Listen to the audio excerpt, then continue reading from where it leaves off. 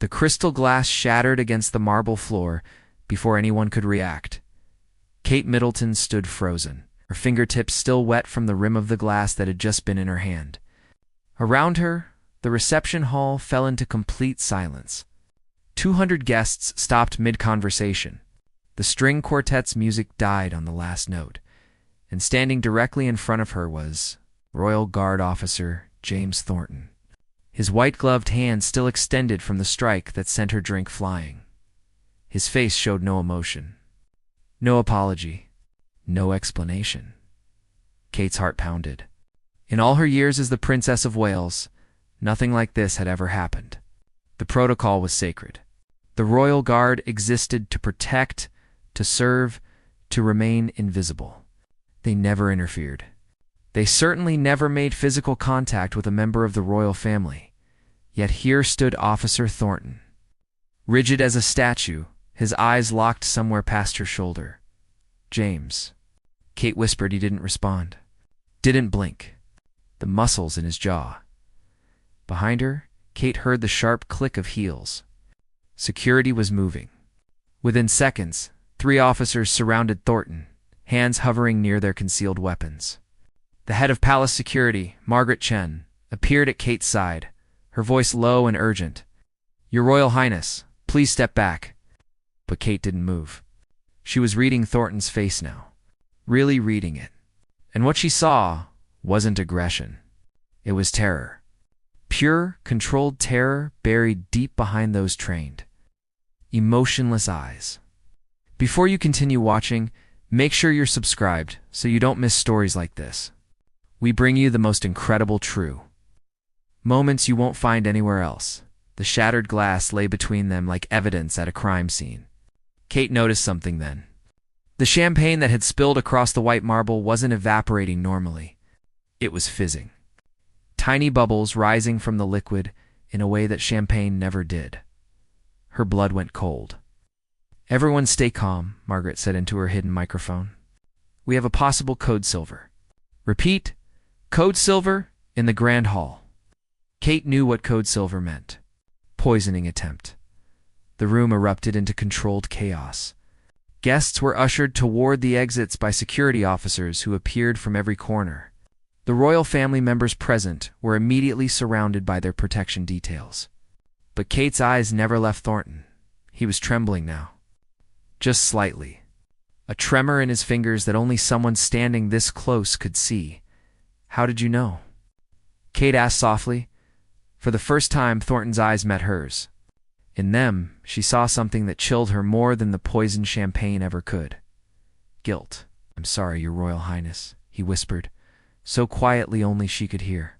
"I'm so sorry for what's about to happen." Before Kate could ask what he meant, Thornton's legs buckled. He collapsed to the floor, his body convulsing. White foam appeared at the corners of his mouth. Someone screamed. Margaret grabbed Kate, pulling her back as medical personnel rushed forward. But Kate fought against the grip, trying to reach Thornton. Nice. She shouted, "He saved my life. Ma'am, we need to get you to safety now." Kate was dragged toward the private exit, her eyes locked on Thornton's seizing form. The medical team worked frantically, but she could see it in their faces. They were losing him as the door closed behind her. Cutting off her view of the Grand Hall, one thought consumed her mind. How did a royal guard know the champagne was poisoned? And why did he apologize before saving her life? The secure room they took Kate to was deep in the palace's underground level. She'd never been here before. Few people had. The walls were reinforced concrete. No windows. No decorations. Just harsh fluorescent lights and a single metal table with 2 chairs. Kate sat down without being asked. Her hands wouldn't stop shaking. Margaret Chen paced the small space, speaking rapidly into her phone. "I want every person in that hall identified and detained. Every single one.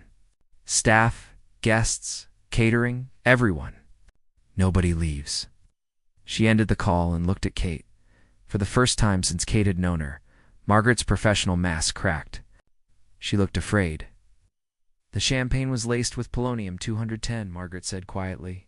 "Radioactive poison. If you had taken even one more sip—" She didn't finish. She didn't need to. Kate's mind flashed to the Russian dissident who had been poisoned in London years ago.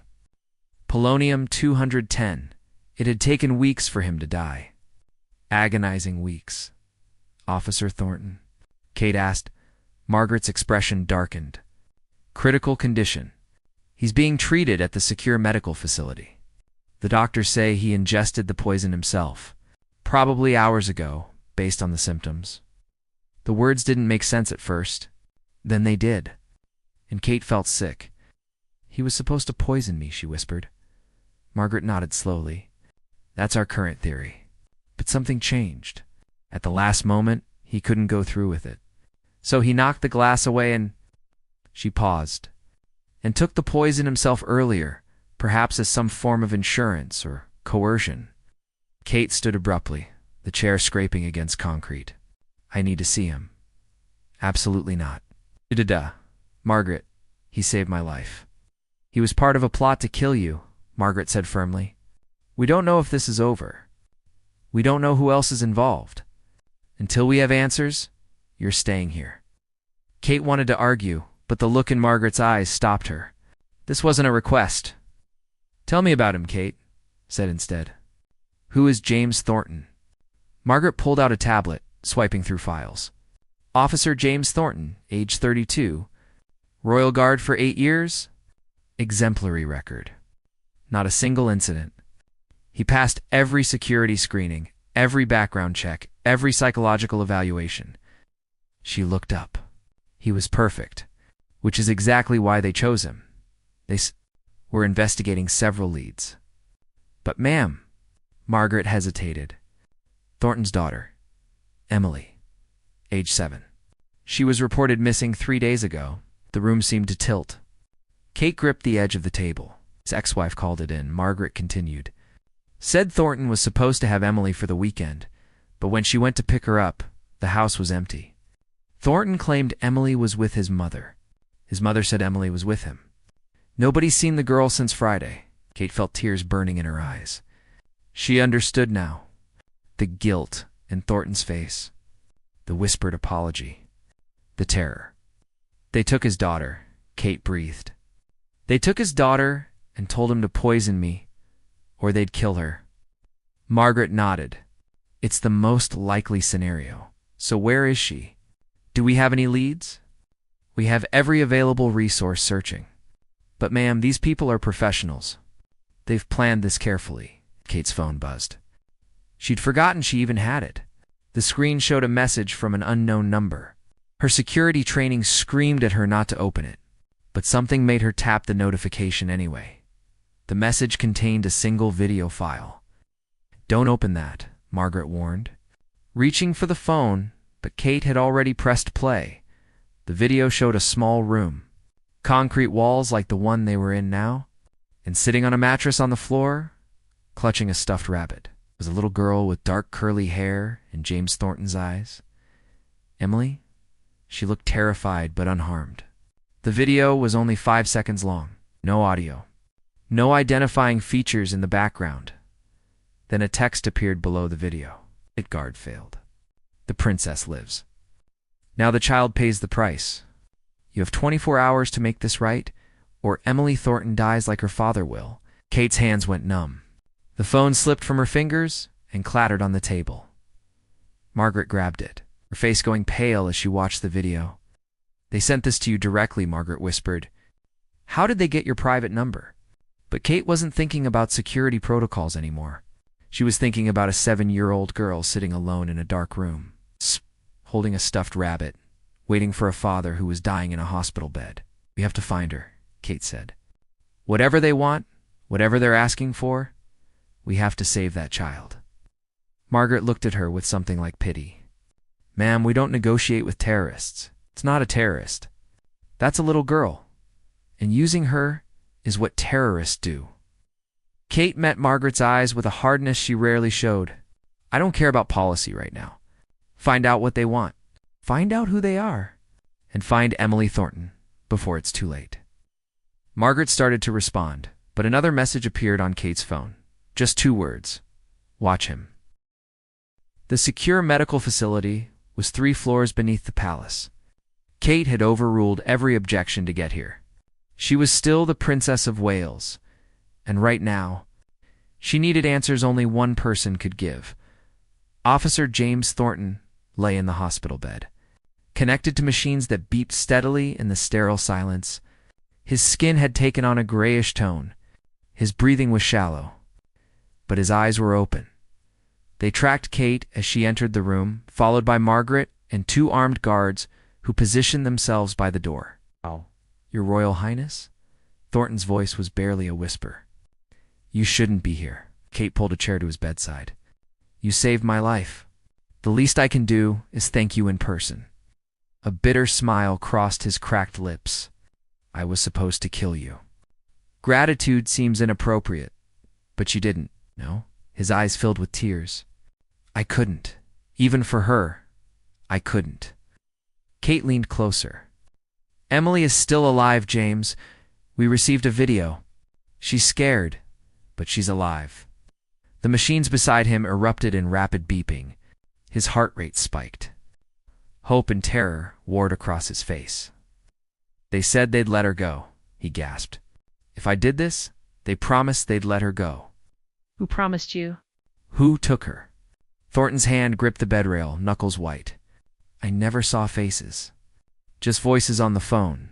Instructions. They sent me a video of Emily. She was crying, asking for me. His voice broke. They said if I told anyone, they'd kill her immediately. If I failed, they'd kill her slowly.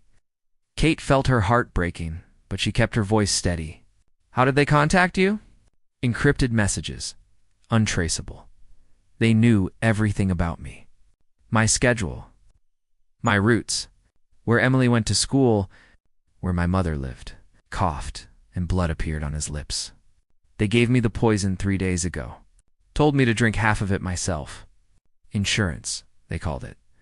So I'd know what I was doing to you. So I wouldn't back out. But you did back out. I saw your face, Thornton whispered, when they handed you that glass. You smiled. You thanked the server. And I thought about Emily seeing news reports that I'd murdered the Princess of Wales. I thought about her growing up knowing her father was an assassin. He closed his eyes. I couldn't let that be her memory of me. Margaret stepped forward. Officer Thornton, we need anything you can give us. Any detail about the people who took Emily? Accents? Background noise? Anything?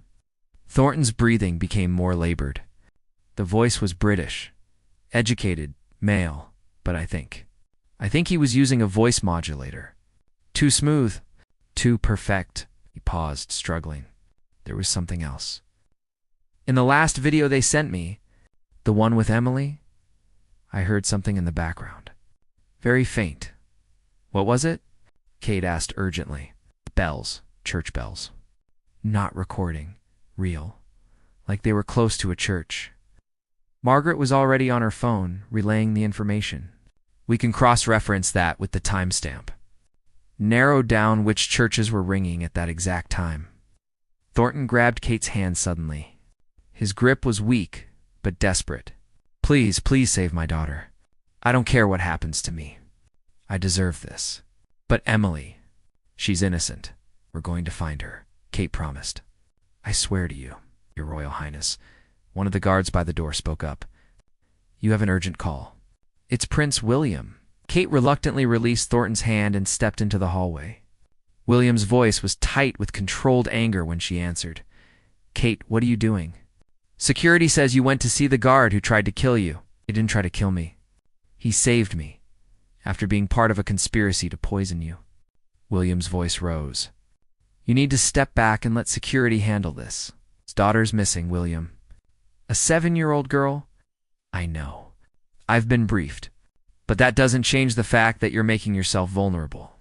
These people already tried once. They could try again. Kate lowered her voice.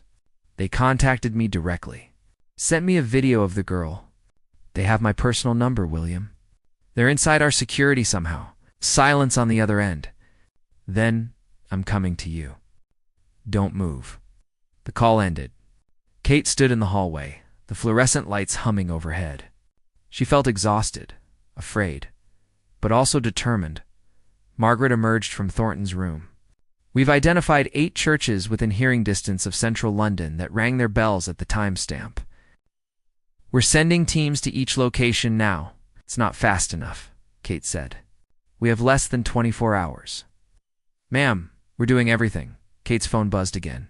Another message from the unknown number. This time it was a photograph. Emily Thornton, still in the same room. But now she was holding a newspaper. Today's newspaper. Proof of life. And below the photo, a message that made Kate's blood run cold. You want to save her? Then you come alone. We'll send you the address. If anyone follows you, the girl dies. If you tell security, the girl dies. If you bring backup, the girl dies. You have 1 hour to decide. Will you trade yourself for the child? Margaret read over Kate's shoulder and immediately grabbed her arm. Absolutely not. This is exactly what they want. You're not going. But Kate was already thinking, already calculating, already knowing what she had to do. Get me a car, she said quietly. Your Royal Highness, get me a car, Margaret. That's an order. In the room behind them, the machines connected to James Thornton began to alarm. Doctors rushed past them, flooding into the room. Kate heard one of them shout, "He's crashing!"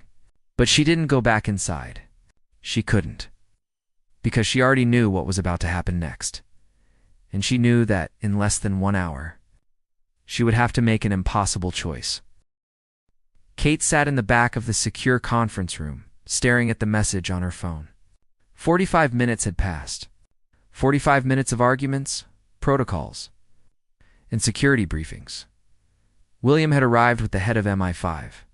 They stood around a tactical map, planning rescue scenarios. But Kate knew none of them would work. Not in time. We can't let her go in, William said for the 10th time. It's a trap. They'll kill both her and the child. We have to consider that the child might already be dead, the MI5 director said coldly. This could be a ploy to acquire a higher value target. Kate spoke without looking up.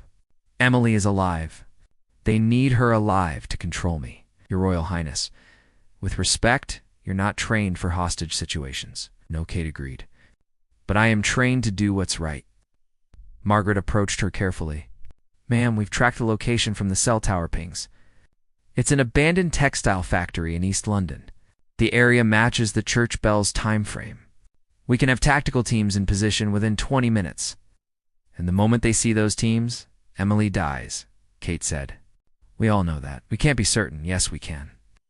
Kate finally looked up, meeting the eyes of everyone in the room. Because if I were them, that's exactly what I'd do. They've thought of everything. They knew I'd go to Thornton. They knew I'd see that video. They're controlling this entire situation. William sat down beside her, taking her hand. Kate, please, let us handle this. You have 3 children who need their mother.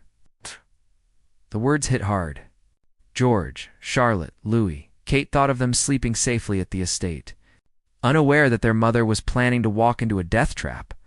But she also thought of Emily Thornton, holding her stuffed rabbit, waiting for rescue that wasn't coming fast enough.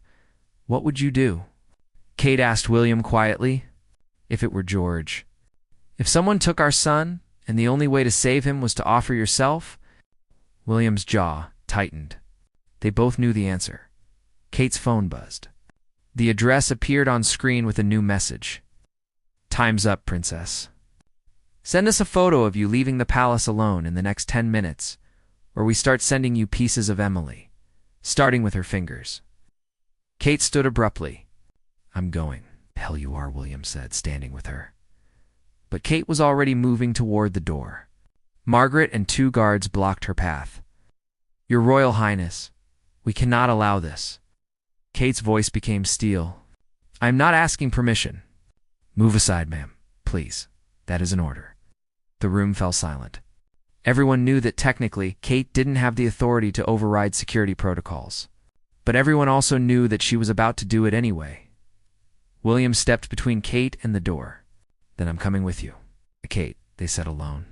If they see you, Emily dies. I won't take that risk. She touched his face gently. but I need you to do something for me. If this goes wrong, if I don't come back, make sure our children know why. Make sure they know I did this because some things are more important than safety. That some children are worth saving, no matter the cost." Tears filled William's eyes. "Don't talk like that. Promise me, Kate. Promise me, William." He pulled her into a fierce embrace. "I promise. But you're coming back. You hear me? You're coming back." Kate kissed him, trying to memorize the moment. Then she pulled away and looked at Margaret. "Give me a wire. Audio only. Hide it somewhere they won't find it." Margaret hesitated, then nodded. Within minutes, Kate had a tiny audio transmitter sewn into the lining of her jacket. It would broadcast to security. They could listen, even if they couldn't intervene. "The moment we hear your safe word, we come in," Margaret said. "No matter what the consequences." Kate nodded. "The safe word is Charlotte." She chose her daughter's name deliberately. If she had to say it, she wanted to be thinking of her children. Remembering why she fought to stay alive, 10 minutes later, Kate stood alone in the palace courtyard. A simple car waited. No driver, no security detail. Just her. She took a photo of herself beside the car and sent it to the unknown number.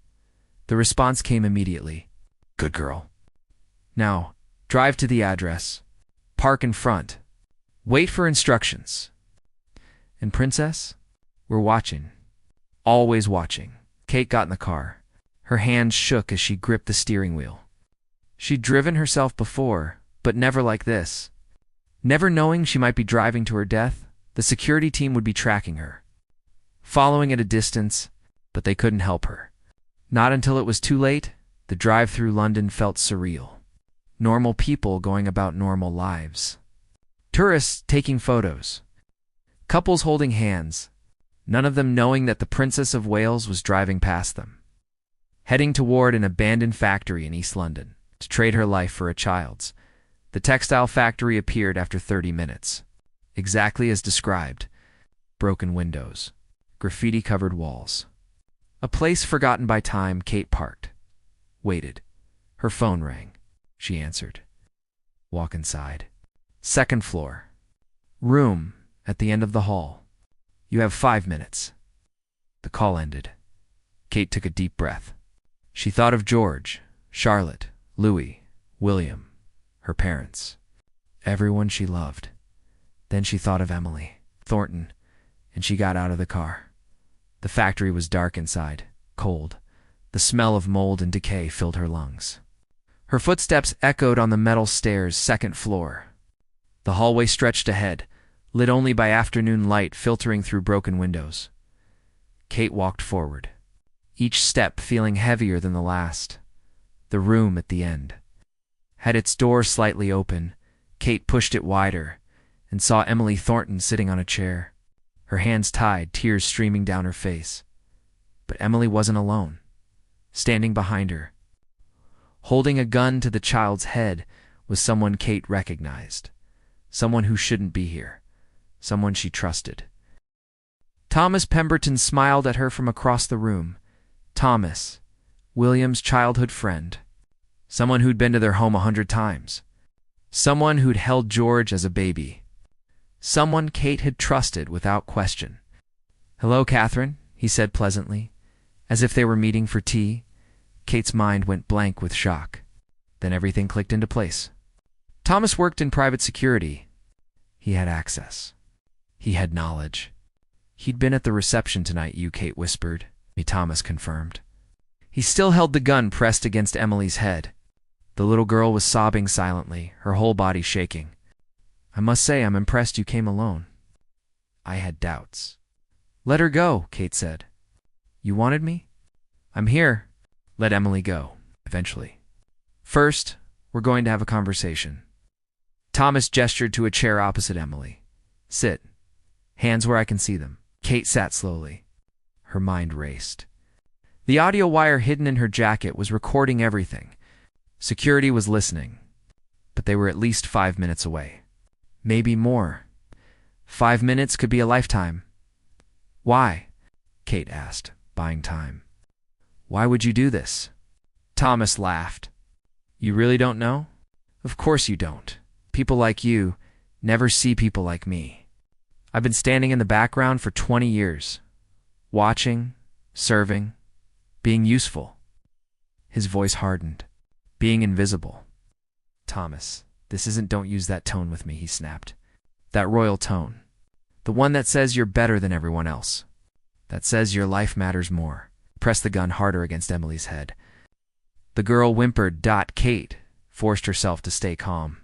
"What do you want?" "What do I want?" Thomas seemed to consider this. "I wanted recognition. I wanted the contracts that were promised to me. I wanted what I earned. But your husband's government gave those contracts to someone else. Someone with better connections, better blood. So you decided to murder me?" "I decided to make a statement." Thomas's eyes gleamed with something unhinged. "The polonium wasn't meant to kill you immediately. It was meant to make you suffer, to watch you waste away over weeks, to make the royal family helpless as one of their own died slowly." Kate felt sick. "And James Thornton? The guard? A useful tool. Desperate father. Easy to manipulate." Thomas shrugged. "I didn't expect him to grow a conscience. That was unfortunate. But it led to something better." He gestured at Kate. "It led to you being here. And when they find your body, along with this child's, it will devastate William. Destroy him. And I'll be there to comfort him. To guide him. To finally get what I deserve. You're insane. I'm practical." Thomas reached into his pocket with his free hand, pulling out a syringe. "This is a sedative. Strong enough to keep you unconscious while I stage a murder-suicide." The desperate princess, overwhelmed by the attempt on her life, tracks down the guard's daughter. In her traumatized state, she kills the child and herself. Tragic, poetic even. Kate's heart hammered. She had to keep him talking. Had to give security time to get here. "They'll know it was staged," she said. "Forensics will prove it, will they?" Thomas smiled. "I've planned this for months. Every detail. Every contingency. By the time they realize something's wrong, I'll have already left the country. New identity. New life. And the money from the contracts I sold to foreign interests will keep me comfortable forever." "What contracts?" "Security protocols. Royal schedules. Protection details." Thomas said it casually, as if discussing the weather. "There are people who pay very well for that information. People who don't like your family's influence. People who want chaos." Kate understood now. This wasn't just about revenge. It was about treason. "Thomas, listen to me," Kate said carefully. "It's not too late. Let Emily go. Turn yourself in. I'll speak for you. I'll tell them about the contracts, the pressure. Shut up." Thomas's hand shook. "Stop pretending you care. Stop pretending you're some kind of saint." Emily sobbed louder. Kate's eyes met the little girl's. She saw terror there, but also something else. A desperate hope that the princess would save her. Kate made a decision. "You're right," she said quietly. "I'm not a saint. I'm just a person, like you. Like James Thornton. Like this little girl." She stood slowly, hands still visible. "But I'm also a mother. And I know what James felt when you took his daughter. I know the choice he faced. And I know he died trying to protect both of us." "Sit down," Thomas ordered. Kate took a step forward. "No, I will shoot her. No, you won't." Kate took another step. "Because if you shoot her, you lose your leverage. You lose your plan. And then it's just you and me in this room. And Thomas. I've spent 12 years learning self-defense from the best security team in the world. I'm not some helpless princess in a tower." Thomas's face twisted with rage. He swung the gun away from Emily's head, pointing it at Kate instead. It was the opening she needed. Kate lunged forward, not toward Thomas, but toward Emily. She grabbed the girl's chair and yanked it backward.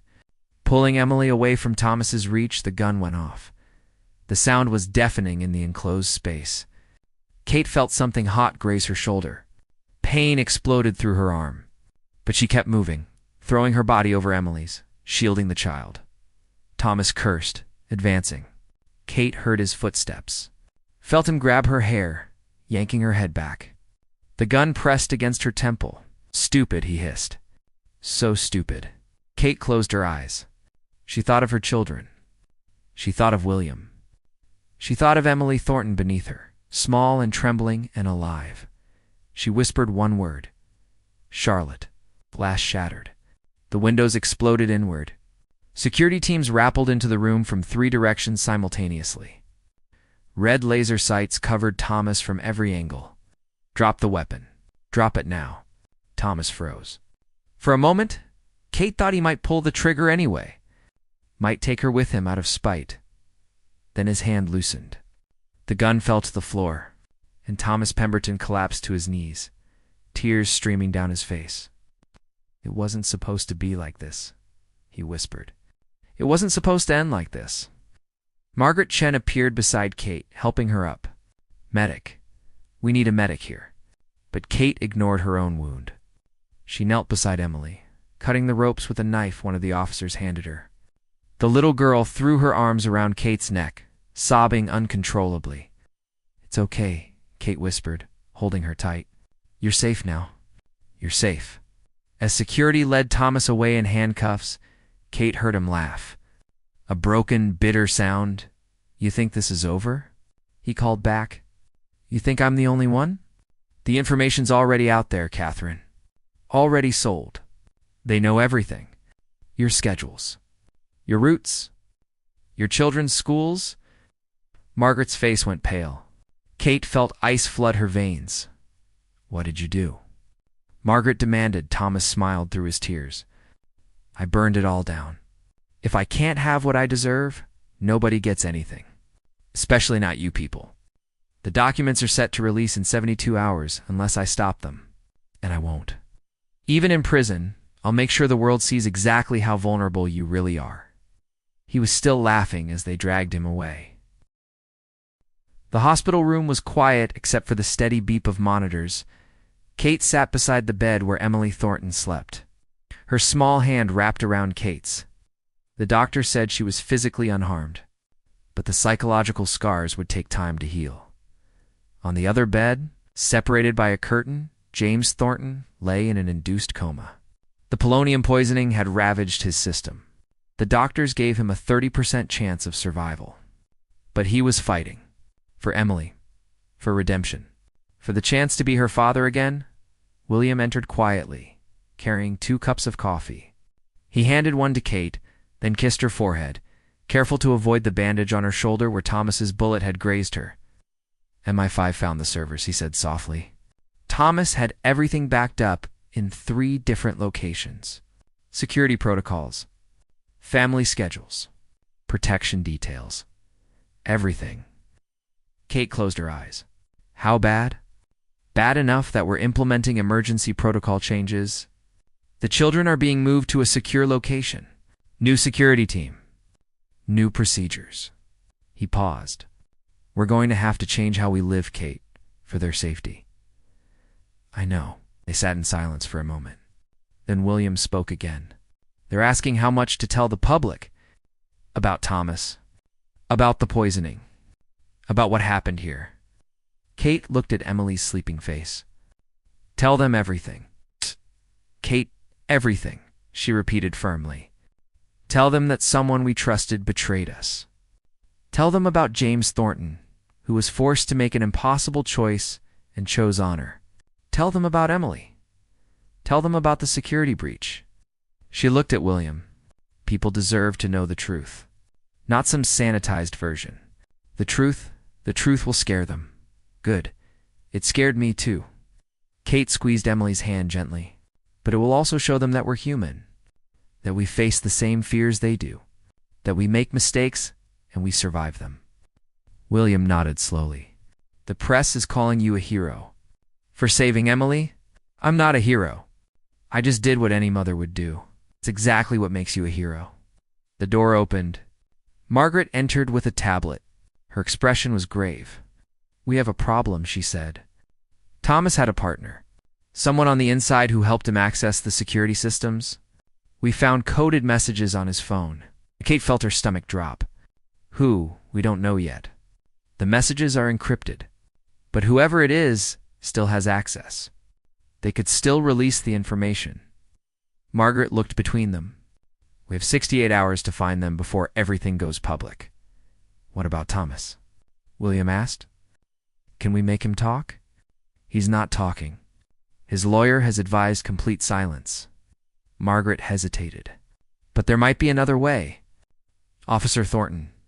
If he wakes up, he might know something. Thomas used him. There might have been details he noticed. Kate looked at the curtain separating Emily from her father. The doctor said waking him early could kill him. But if we don't find Thomas's partner... Margaret didn't finish the sentence. She didn't need to. Kate stood, walking to the curtain. She pulled it back slightly, looking at James Thornton's pale face.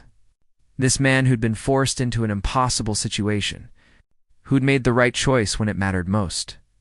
Him, she said quietly. Ma'am, wake him. But Emily doesn't see him like this. It's not yet. She deserves to remember her father as the man who saved us. Not like this. Margaret nodded and left to get the doctors. William stood beside Kate, looking down at Thornton. Do you think he knows anything? I don't know, but we have to try. 20 minutes later, the doctors began the process, reducing the sedatives. Monitoring his vital signs, Kate and William stood at the foot of the bed, waiting. Thornton's eyes fluttered, opened. Confusion clouded his features, then clarity. Then fear. Emily, he gasped. Where's Emily? She's safe, Kate said, moving to his side. She's right here, sleeping in the next bed. She's safe, James. Tears streamed down Thornton's face. You saved her. You actually saved her. We saved each other, Kate said. James, we need your help. Thomas Pemberton was behind everything, but he had a partner. Someone helping him from inside the palace security. We need to find them before they release sensitive information. Thornton's face went pale. Pemberton. I heard that name. When they called me. In the background once, someone said Pemberton will handle the tech. Did you hear another name? William asked urgently. Thornton closed his eyes, struggling to remember. A woman's voice. She said something about the Windsor Protocols, that they needed to crack the Windsor Protocols before Friday. Kate and William exchanged looks. The Windsor Protocols were the highest level of security clearance. Only a handful of people had access. Margaret appeared in the doorway. Kate saw it in her face. She'd figured it out. It's Carolyn, Margaret said, her voice hollow. Carolyn Bexley, the Deputy Director of Internal Security. The name hit like a physical blow. Carolyn had been with them for 5 years. She'd vetted security teams. She'd coordinated protection details. She had access to everything. Where is she now? William demanded. We don't know. She didn't report for duty this morning. Her apartment is empty. Her phone is off. Margaret looked devastated. She could be anywhere. And she has everything Thomas collected. If she releases it, she won't, Kate said with more confidence than she felt. Because she wants something. Otherwise, she would have released it already. Thomas acted out of revenge. But Caroline? She's pragmatic. She'll try to negotiate. As if summoned by the words, Kate's phone rang. Unknown number. She answered on speaker. Hello, Your Royal Highness. Carolyn Bexley's voice was calm, almost pleasant. I assume you've figured it out by now? What do you want, Carolyn? Kate asked.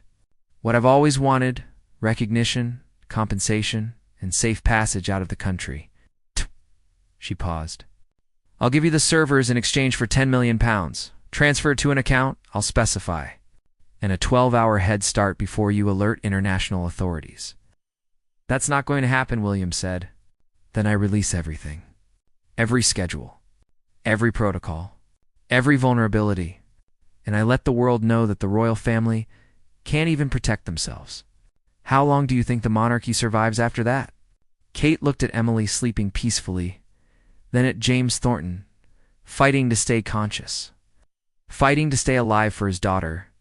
You can have your money, Kate said, and your head start. Kate Williams started, but Kate raised her hand. You can have it all, Caroline. On one condition. You come here first. You look this man in the eye. She gestured to Thornton.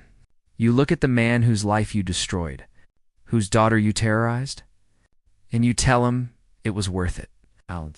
You won't do it, Kate continued, because you're a coward. You hide behind screens and encrypted messages. You let Thomas take all the risks while you stayed safe. You're not smart or powerful. You're just cruel. And small? You think you can manipulate me? Caroline's voice turned cold. No, I think you're already trapped. Because if you release that information, you lose your leverage. You lose your negotiating power. You become worthless to the people you plan to sell it to. Kate's voice hardened. You have 1 hour to turn yourself in. After that, we freeze every financial account you've ever touched. We alert every border. We make you the most wanted person in the world. Your choice, Carolyn. The call ended. William stared at Kate. That was either brilliant or insane. Kate admitted. They waited. 30 minutes passed. 45. Kate began to think Caroline had called her bluff. Then Margaret burst into the room. We've got her. She tried to cross at Dover. Border agents detained her. The servers are secure. Kate felt her knees go weak with relief. William caught her, holding her steady. From the next bed, Emily Thornton stirred. Her eyes opened. And the first thing she saw was her father, awake and smiling at her despite his pain. Daddy, she whispered. Hey, little rabbit, Thornton said, his voice breaking. I'm here. Daddy's here. Emily scrambled from her bed, and Kate helped lift her onto her father's bed. The little girl buried her face in his chest, sobbing. Thornton wrapped his arms around her, tears streaming down his face. I'm sorry, he kept saying. I'm so sorry, baby. I love you so much. Kate and William quietly left the room, giving them privacy. In the hallway, Kate leaned against the wall, exhausted.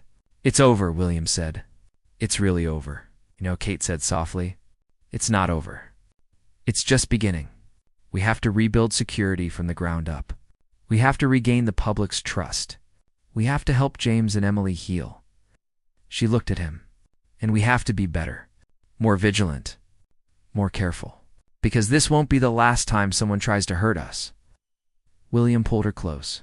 We'll face it together, like we always do. 3 months later, Kate stood in the palace gardens for a small, private ceremony. James Thornton, recovered but scarred, stood beside Emily. He wore his Royal Guard uniform one last time. Not as an active officer he'd resigned, but as a recipient of the Royal Medal of Merit for valor and sacrifice. Kate pinned the medal to his chest. You saved my life, Officer Thornton. You protected an innocent child at the cost of your own well-being. You represent the very best of what service means. Thornton shook his head. I made terrible mistakes, Your Royal Highness. You made human mistakes under inhuman pressure. And when it mattered most, you chose honor. Kate smiled at Emily, who watched with pride. Your daughter knows who you really are. That's what matters. After the ceremony, as the sun set over the gardens, Kate watched Emily and James walk hand in hand toward the gate. A father and daughter healing together. Moving forward despite everything? Margaret approached her. The last of the security changes are complete. We're as safe as we can be. We're never really safe, Kate said. But we're strong. We survived. And we'll survive whatever comes next. That night, Kate tucked her own children into bed. She held them a little tighter, appreciated them a little more, because she knew how fragile everything was, how quickly it could all be taken away. But she also knew how strong they were, how resilient, how capable of facing darkness and emerging into light. George looked up at her sleepily. Mummy, is it true you saved a little girl? Kate brushed his hair back. I helped save her, but really, we saved each other. That's what families do, Charlotte said wisely from her bed. They save each other. Kate smiled, thinking of James and Emily Thornton, of the family they were rebuilding from ashes, of the family she had, safe and whole in this moment. Yes, darling, she whispered. That's exactly what families do. She kissed each of them goodnight, turned off the light, and stood in the doorway for a moment, watching them sleep, grateful for every ordinary, precious moment. The glass had shattered that night at the reception, but they had put the pieces back together, different than before. Scarred, yes, but stronger. And that, Kate thought, was the real story. Not the poison, or the betrayal, or the rescue, but the way they survived it. Together.